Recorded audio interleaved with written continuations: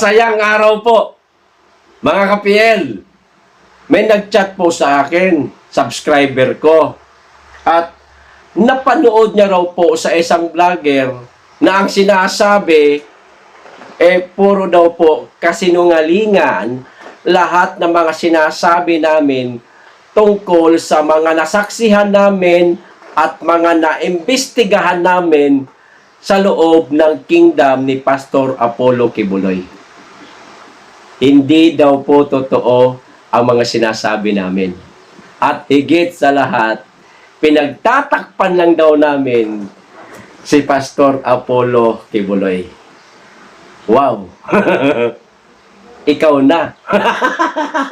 Ha? Ikaw na magaling, boy. Tanong ko sa'yo, narating mo na ba ang Glory Mountain? Ha? Nakapasok ka na ba sa Prayer Mountain? Nakapasok ka na ba sa loob ng compound ng kingdom ni Pastor Apollo Kibuloy? At napasok mo na ba ang kingdom? O baka dito pa lang, hindi mo na alam. Pag sinabing Prayer Mountain at Glory Mountain, baka akala mo isang lugar lang yan. Ha?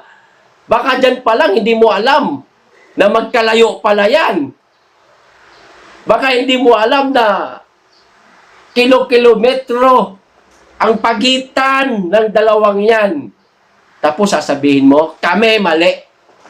Kami nagsisinungaling. Sino ka para humusga? Kami ang nakarating sa lugar. Kami ang nakausap ang daan-daang membro ng Kingdom of Jesus Christ. Maging ng mga estudyante ng Jose Maria College. Tapos sasabihin mo, kami mali. Pinagtatakpan lang namin si pastor. Baka akala mo, ulitin ko yung tanong ko kanina, baka akala mo, pag sinabing Prayer Mountain at Glory Mountain, isa lang kasi parehas may mountain. Ha? Kilometro po ang pagitan yan. Hindi yan magkadikit. Tapos sasabihin mo, kami nagsisinungaling. Pinagtatakpan lang namin si pastor. Alam mo kung saan may tama? Yung mga testigo ni Risa, doon lang sa helipad. Totoo na may helipad. Pero yung mansyon, walang mansyon. Sa Glory Mountain, walang mansyon. Coffee shop meron. At kubo na tinutuluyan lang ni pastor pagka napupunta siya sa lugar na yon. Pag napupunta lang siya, bihirang-bihira naman siya napupunta sa lugar na yon. Dahil, anong gagawin niya ron? May mga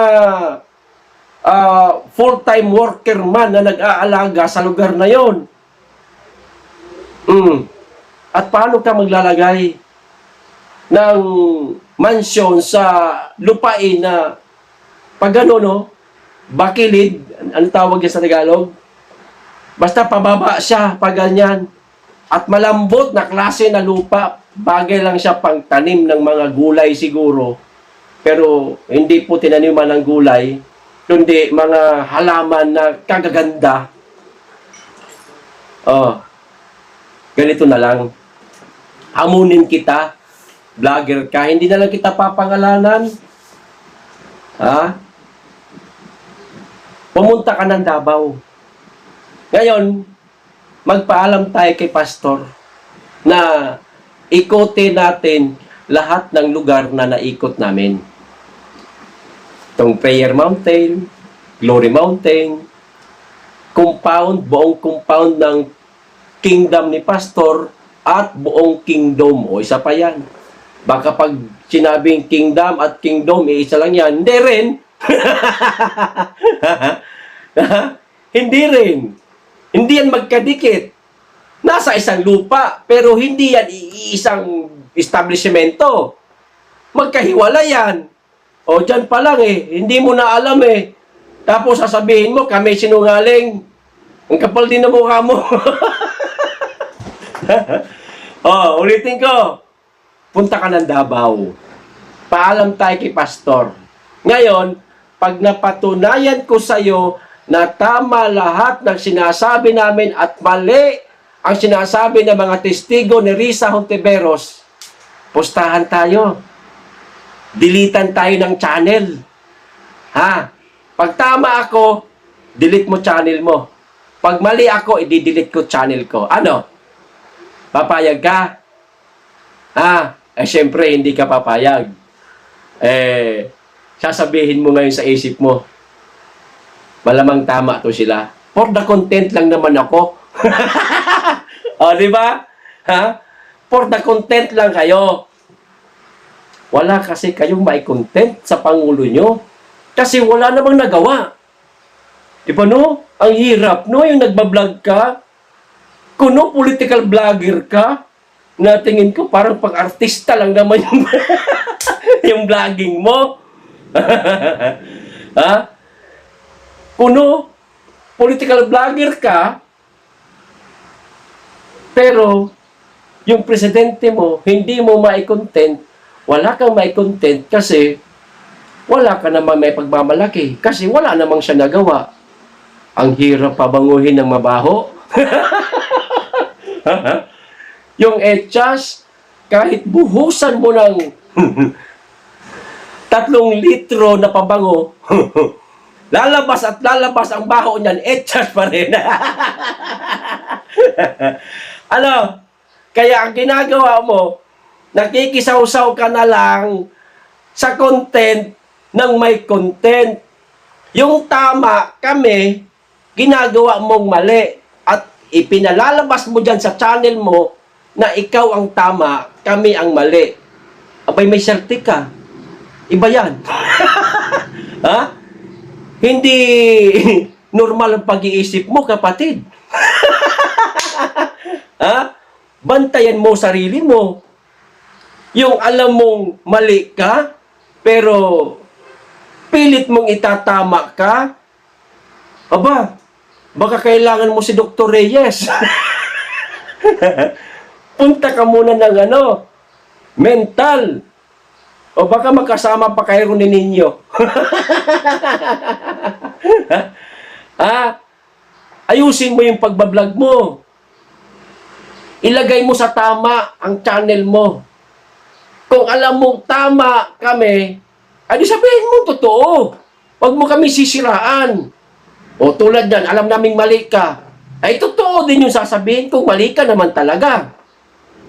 Bakit? Ikaw ba? Nakausap mo yung daan-daang membro ng Kingdom of Jesus Christ? Naimbestigahan mo ba? Baka akala mo, simpleng imbitasyon lang yung ginawa sa amin ni Pastor.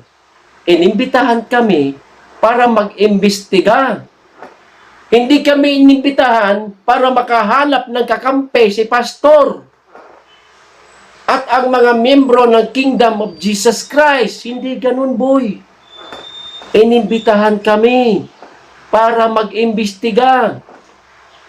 Alamin kung sino ang totoo sa parte ba ni Pastor o sa parte ba nitong mga testigo ni Risa Hontiveros. Nasaksihan namin. Kaya ganito kami ngayon. Nalaman namin na kasinungalingan lahat ang sinasabi ng mga testigo ni Risa. Lahat ng sinasabi nila wala doon sa lokasyon. Lahat ng sinasabi nila, pinasinungalingan ng daan-daang membro ni Pastor Apollo Kibuloy, maging na mga estudyante sa Jose Maria College na merong kaanib ng KOJC at meron ding hindi kaanib ng KOJC. Pinasinungalingan nila na di umano si Pastor Kibuloy ay ganire-gayan. Sila mismo ang nagsasabi, ha? Alam mo kung sino sinigurado kong tanungin? Hindi yung mga miyembro ng mga estudyante, kundi yung mga hindi member ng KOJC. Tinanong ko sila, totoo ba yung paratang kay Pastor?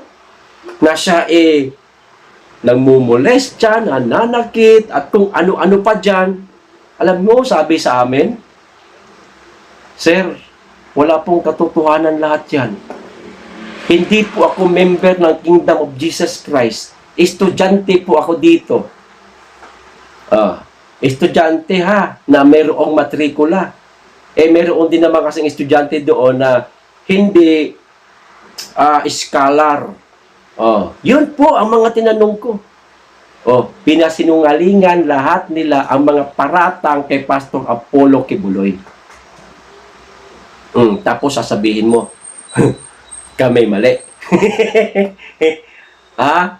Ulitin ko, iba na tama ng utak mo, kapatid. Ayos mo, sarili mo. Magbulay-bulay ka. Tama pa ba itong ginagawa ko? O baka nahihibang na lang ako para sa channel ko? Alam mo, saan punta niyan? Sa pagkabaliw. Natatawa ako na naaawa sa'yo, boy. Tapos, sasabihin mo, pinagtatakpan lang namin si Pastor na kami mismo nag-imbestiga. Tapos, pinalalabas pa ninyo. Nakadaupang palad lang namin yung Pastor at si Tatay. Binayaran kami. Nasaan? Magaling nyo, ang galing nyo.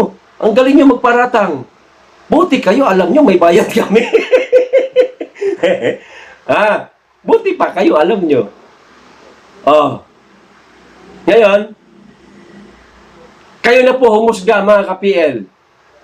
Kung sino ang may sapak sa utak. O sino ang mali. Nagpapakalat ng mali sa channel nila. Si PL, na nakarating mismo, nag-imbestiga, nakausap yung mga membro at hindi membro ng Kingdom of Jesus Christ. O sila, na niamoy man lang, halimuyak man lang ng hangin sa labas ng compound ng Kingdom ni Pastor Apollo Kibuloy, hindi nila nagawa. Paki-comment po. Hanggang dito lang tayo. Maraming salamat sa inyong lahat. Mag-iingat kayong lagi at higit sa lahat, mahalin po natin ang Pilipinas. Be blessed.